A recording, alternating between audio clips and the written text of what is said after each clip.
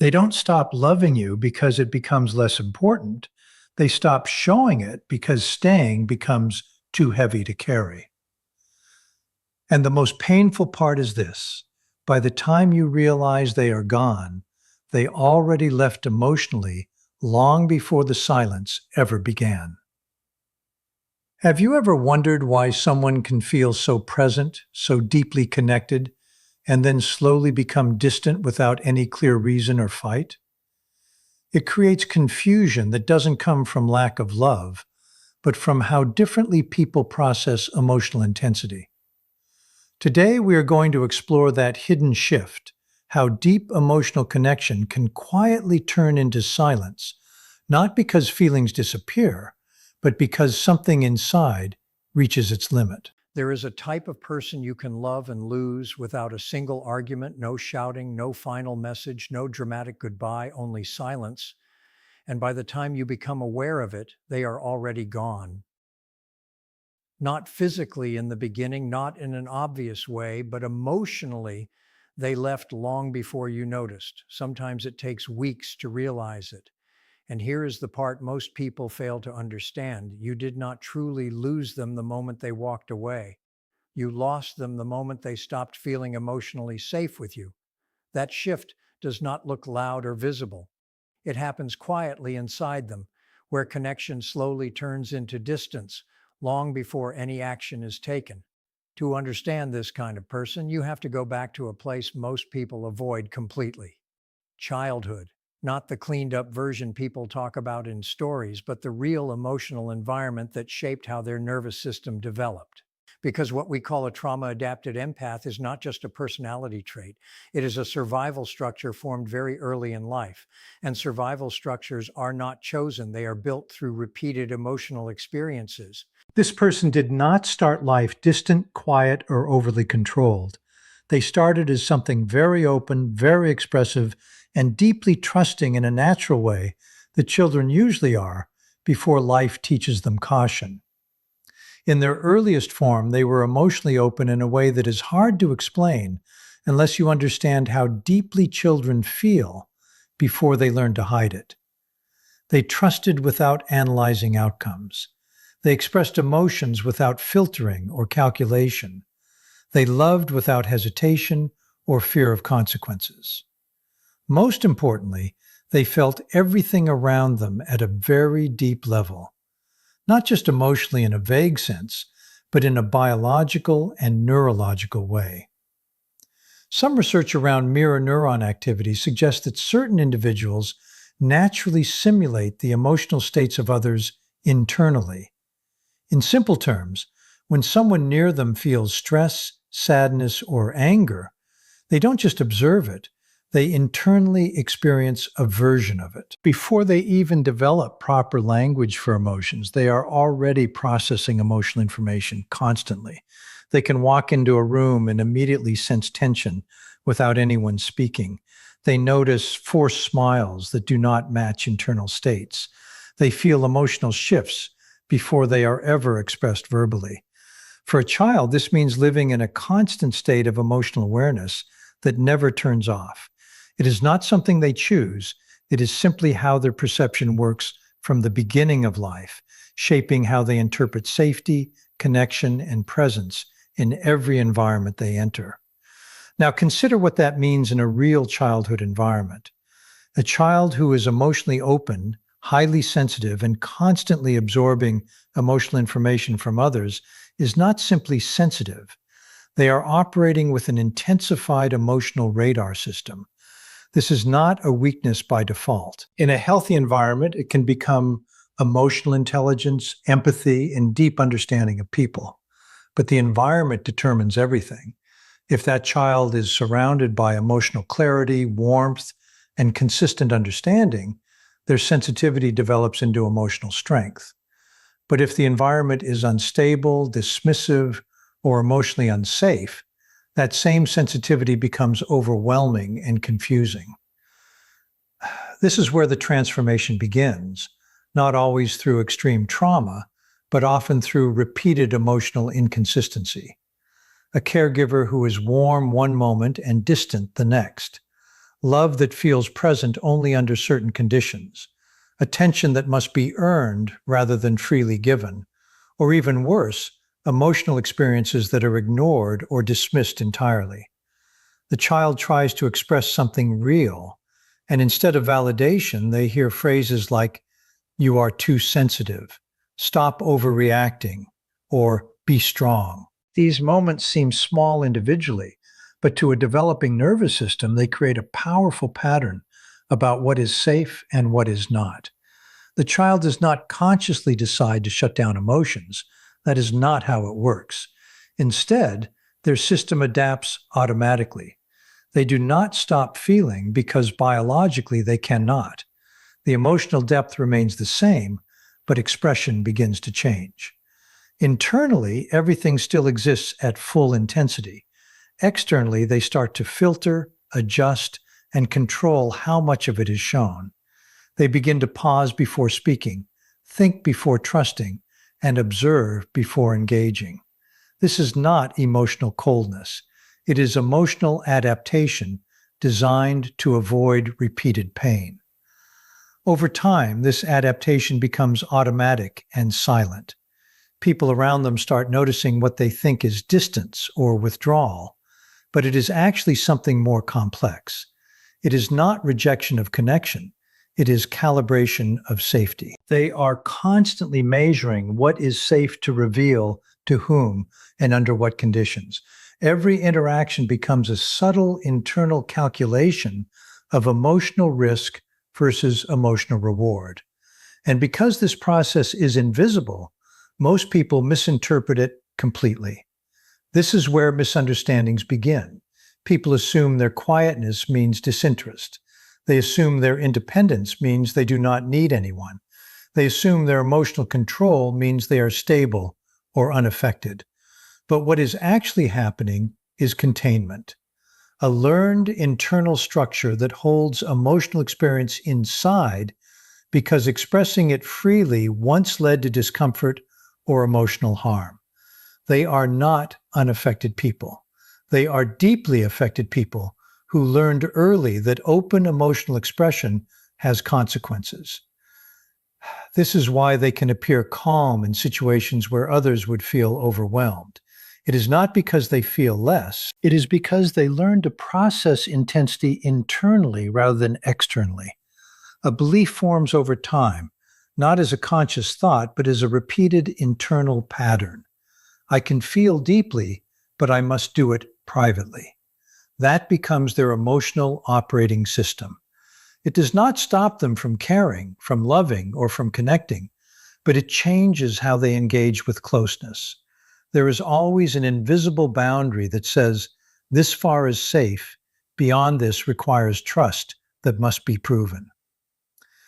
And here is the part most people completely miss. They are not testing others out of control or manipulation. They are observing out of necessity. Because experience taught them that not every environment can hold emotional depth safely. The child who once gave everything without hesitation eventually learns that openness without boundaries can lead to pain. That is where the trauma-adapted empath is formed, not in a single moment, but in repeated realizations that shape one core internal conclusion. Who I am must be managed carefully depending on the environment. Once you understand this, you stop misreading them. You stop calling them distant as if distance is absence of feeling. You stop calling them complicated as if complexity is confusion. And you start seeing the truth more clearly. You are not dealing with someone who lacks emotional depth. You are dealing with someone who has too much depth for environments that once could not handle it properly. Now, this is where most people misunderstand them even further. They appear inconsistent from the outside. At times, they are fully present, deeply engaged, emotionally open in a way that feels rare and real. And then suddenly, they withdraw. They become quieter, more contained, less emotionally reachable. To someone observing without context, this looks like hot and cold behavior, like inconsistency or emotional unpredictability. But that interpretation misses the internal process entirely. This is not inconsistency. This is controlled emotional exposure. What you are witnessing is a system that does not open or close randomly, but instead evaluates risk in real time. For a trauma-adapted empath, connection is not casual. It is high stakes emotionally because their nervous system has learned to associate closeness with potential emotional cost. So when they start forming a connection, two internal systems activate at the same time. One system wants connection, closeness, and emotional intimacy. The other system wants protection, safety, and emotional distance.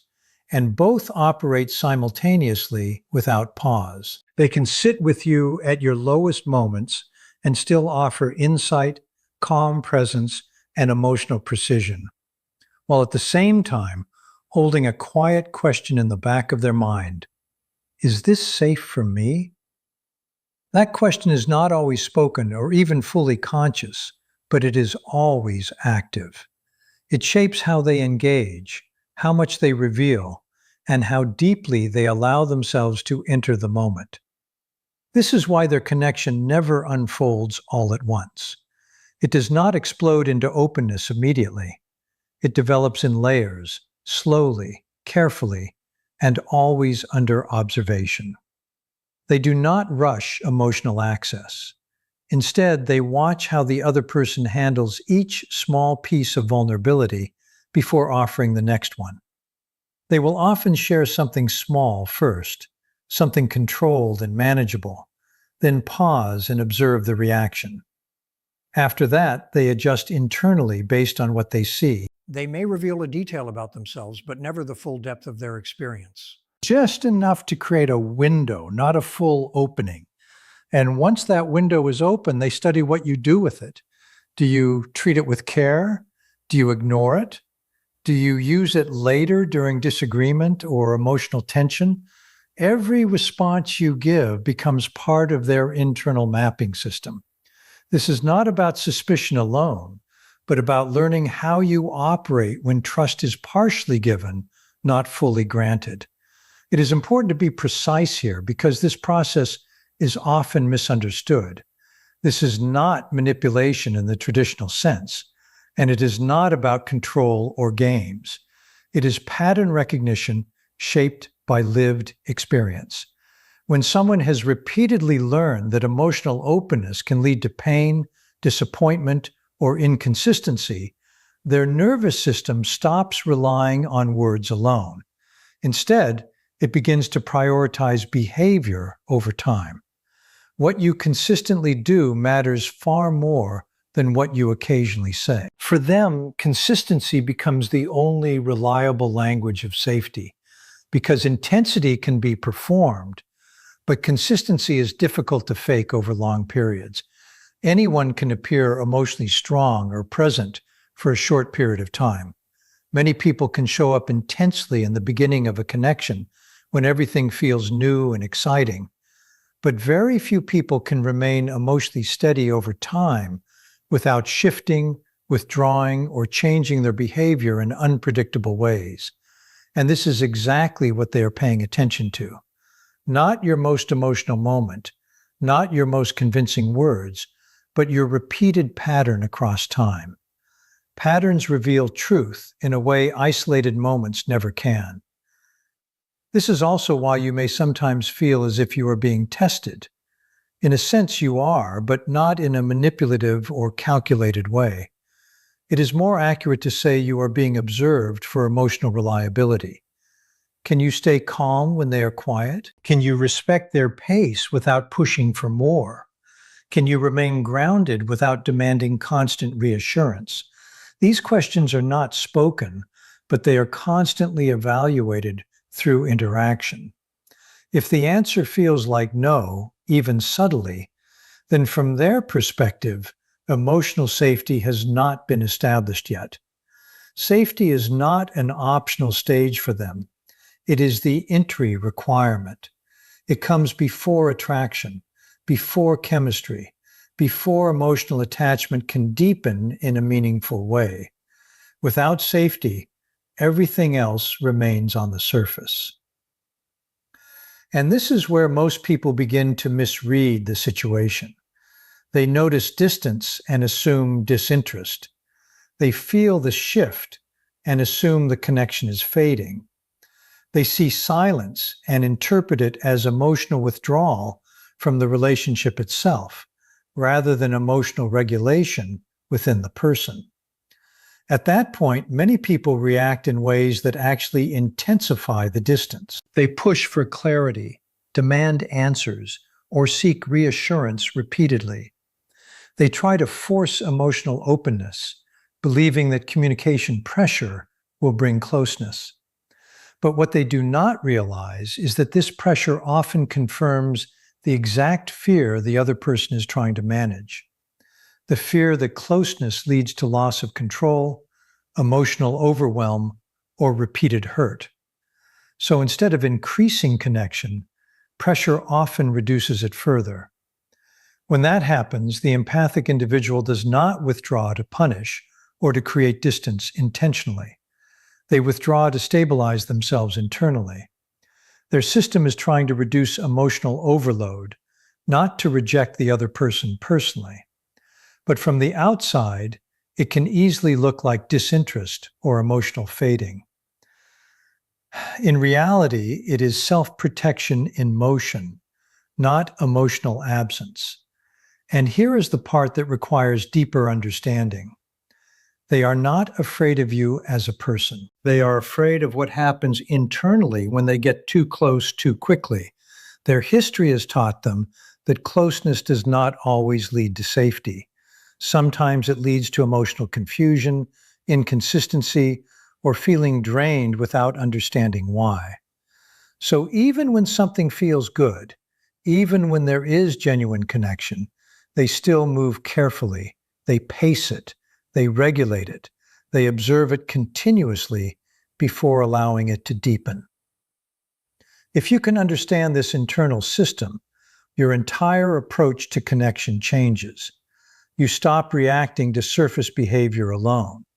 You stop interpreting silence as rejection by default.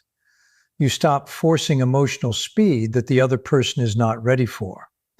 Instead, you begin to focus on becoming steady, predictable, and emotionally grounded in your presence. You allow trust to build without pressure, without urgency, and without emotional demands that exceed the current level of safety. When that happens over time, something subtle but important begins to shift. The defensive layers do not disappear instantly, but they soften gradually. The system starts to recognize stability where there was once uncertainty. And in that recognition, deeper emotional access becomes possible. Not because it was demanded, but because it was earned through consistency. But the core truth remains the same. They are not distant because they lack feeling. They are careful because they feel deeply. And depth without safety has always come at a cost for them. And that is where the breakdown begins.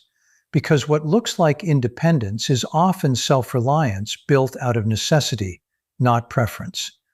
This person learned early that their emotional needs might not be met in a consistent way. So instead of continuing to depend on others in a predictable system, they adapted. They became capable of handling things alone, emotionally, mentally, and internally. But capability should never be confused with the absence of need. That distinction is very important. They can carry everything by themselves, but that does not mean they want to, and it definitely does not mean they are unaffected by doing it. The effort is still there, even if it is not visible on the surface. This is the core misunderstanding that causes most relationships with them to fail. People only observe what is visible. They see composure, emotional control, stability, and low-maintenance behavior, and they assume that this reflects the full internal reality, but it doesn't. Internally, the need still exists. The need to be seen, to be understood, and to be cared for without having to constantly explain or justify why.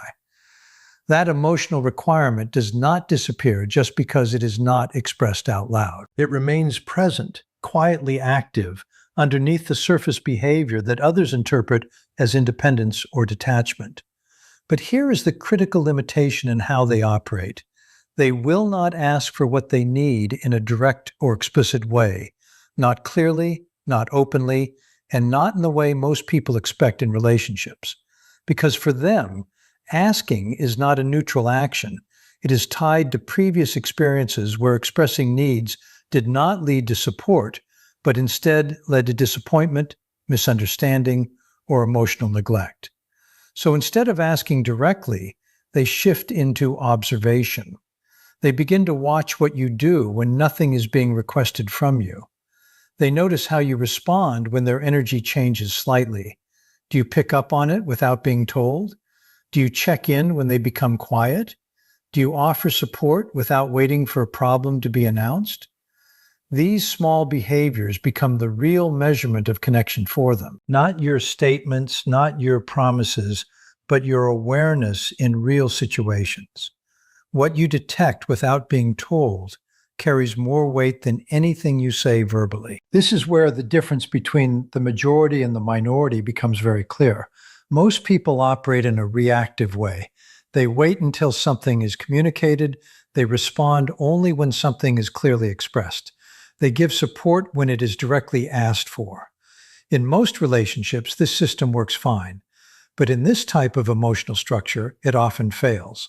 Because by the time something is spoken out loud, it has already been processed internally and carried alone for a long time. The emotional experience has already happened in isolation. From their perspective, that kind of reaction sends a very clear message. Emotional closeness comes with emotional responsibility for the other person's stability. And that is a role they learned early in life is unsafe to take on. So instead of moving closer, they create more distance, not to punish, but to regulate their own internal state and restore balance. The individuals who maintain connection in these moments behave differently. They do not chase. They do not collapse emotionally. They do not disappear or withdraw in response to distance. Instead, they remain steady. They continue to exist in a consistent emotional state without becoming reactive. And that steadiness communicates something very important without words. Your need for space does not threaten me. That message is rare, and because it is rare, it is trusted. But it is important to understand that this is not about overanalyzing every interaction or becoming emotionally hyper-aware of every detail. It is about developing basic emotional stability, the ability to notice without overreacting, to respond without controlling, and to care without requiring immediate validation in return. That kind of balance is what allows deeper connection to form naturally over time. However, that requires internal regulation. If a person needs constant reassurance, misinterprets silence as abandonment, or depends heavily on others to regulate their emotional state, then this dynamic becomes difficult to maintain. Not because the person is inadequate, but because their internal system conflicts with the other person's survival-based emotional structure. Stability cannot develop in an environment of constant emotional escalation. The real foundation of a strong connection in this kind of dynamic is not strategy, but emotional steadiness. It is the ability to stay grounded even when feedback is unclear, delayed, or minimal.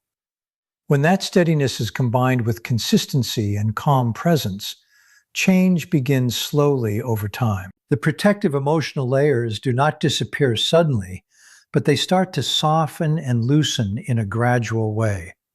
What develops is not a shallow or surface-level bond, but something deeper. Loyalty that is not dependent on conditions, awareness that feels natural rather than forced, and care that is steady, thoughtful, and real. But this only happens if one key truth is understood. Their strength does not mean they do not need support.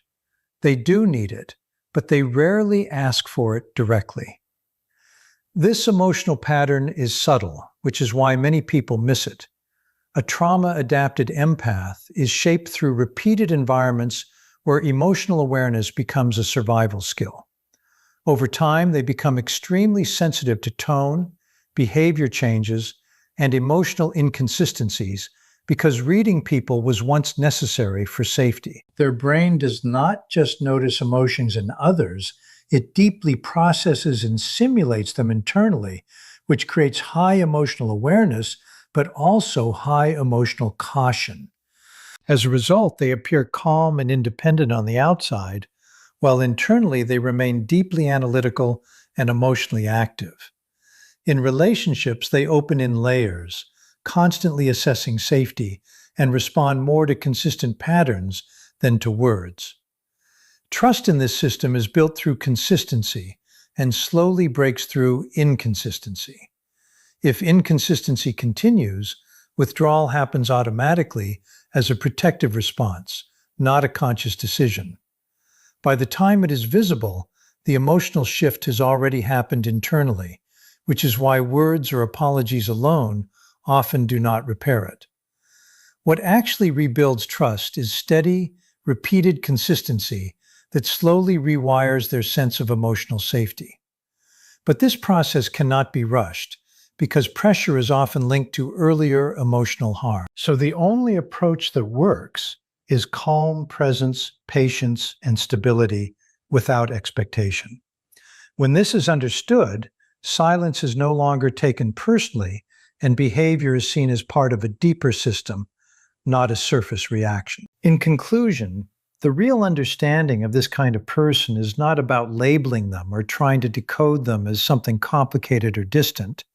It is about recognizing how deeply past experiences can shape the way someone connects, trusts, and opens up in relationships. What may appear as emotional distance is often a protective response built from earlier patterns of inconsistency and emotional learning. And what looks like independence is often quiet self-reliance developed over time. When you look beyond surface behavior, you begin to see that connection with them is not built through pressure, speed, or emotional intensity, but through steadiness, respect, and consistency over time. Trust grows slowly in environments where emotional safety is experienced repeatedly, not demanded. And when that safety is present, genuine connection becomes possible in a way that is calm, stable, and meaningful for both people involved.